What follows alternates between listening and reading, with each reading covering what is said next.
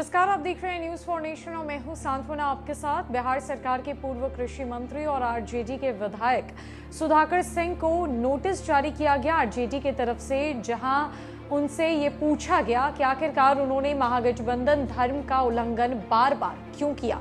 मुख्यमंत्री नीतीश कुमार को लेकर उनकी तरफ से अभद्र टिप्पणी क्यों की गई, विवादित बोल क्यों बोले गए, और इसको लेकर उन्हें 15 दिनों की मोहलत मिली है, जहां 15 दिनों के भीतर उन्हें स्पष्टीकरण देना है। लेकिन अभी भी सुधाकर सिंह के तल्ख तेवर कम होने का नाम नहीं ले रहे।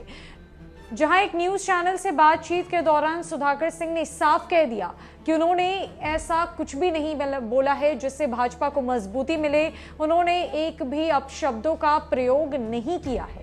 एक बार फिर से उन्होंने मुख्यमंत्री नीतीश कुमार की सरकार पर हमला बोला और कहा कि बिहार में राजद नहीं, मुख्यमंत्री नीतीश कुमार की सरकार है और सब कुछ बिहार में बर्बाद हो रहा है।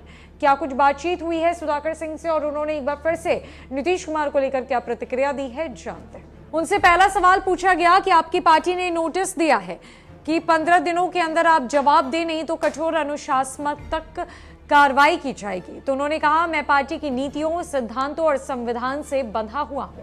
मैं समय सीमा के अंदर अपना पक्ष प्रस्तुत कर दूंगा। मैं इस पर नहीं जाना चाहता हूं कि नोटिस में क्या लिखा है और मेरा जवाब क्या होगा। पार्टी जैसा निर्णय लेगी, हम पार्टी के साथ काम करते रहेंगे। दूसरा सवाल उनसे किसानों के ऊपर पूछा गया कि किसानों के सवाल पर आप लगातार उठाते रहे हैं। इधर बक्सर के चौसा में किसानों पर बर्बर लाठीचार्ज हुआ है। इस पर केंद्रीय मंत्री अश्विनी चौबे भी पटना में मौन धरना पर बैठे। सरकार के इस रवैये पर आपका क्या कहना है? तो उन्होंने कहा कि अश्विनी चौबे केंद्र में बीजेपी की तरफ से मंत्री हैं। चौसा में भारत सरकार की कंपनी के द्वारा काम कराया जा रहा है। भारत सरकार ने भूमि अधिग्रहण कानून को बर्बाद किया है। उनसे जब पूछा गया कि क्या बिहार सरकार किसान विरोधी है, तो उन्होंने कहा, किसान समर्थक या किसान हितैषी तो कतई नहीं है। आपकी सरकार है बिहार में। इस सवाल पर सुधाकर सिंह ने जवाब दिया, मेरी सरकार नहीं है, नीतीश कुमार की सरकार है। 17 वर्षों से उनकी सरकार है। अगला सवाल उनसे पूछा गया, आपकी पार्टी आरजेडी महागठबंधन में की बड़ी पार्टी है। उन्होंने कहा कि हमारी पार्टी राष्ट्रीय जनता दल ने एक लार्जर इंटरेस्ट में देश की सांप्रदायिक ताकतों को रोकने के लिए काम किया है। फिर उनसे अगला सवाल पूछा गया कि आपकी पार्टी राजद का कोई वश नहीं है क्या सरकार पर? तो उन्होंने जवाब दिया, मेरी जानकारी के हिसाब से सब लोग जैसा कहते हैं, महागठबंधन के नेता नीतीश कुमार है और उन्हें ही तय करना है कि कैसे सरकार चलाएंगे। यह सवाल उनसे मुख्यमंत्री नीतीश कुमार को लेकर किया गया, जहां पूछा गया कि नीतीश कुमार पर आप कई बार सवाल उठा चुके हैं, कई तरह की आपत्तिजनक बातें कह चुके हैं, ऐसा जदयू नेताओं का कहना है। तो उन्होंने कहा कि एक भी आपत्तिजनक शब्द नहीं है। मैंने अब तक जिन शब्दों का इस्तेमाल किया है वो संसदीय शब्द है। हम लोगों को सिखाया जाता है कि विधानसभा में क्या संसदीय है क्या नहीं।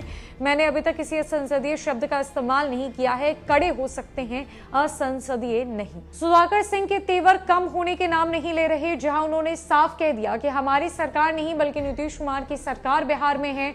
17 सालों से वो मुख्यमंत्री की कुर्सी पर काबिज है और वही तय करते हैं महागठबंधन के भीतर जो भी कुछ होता है।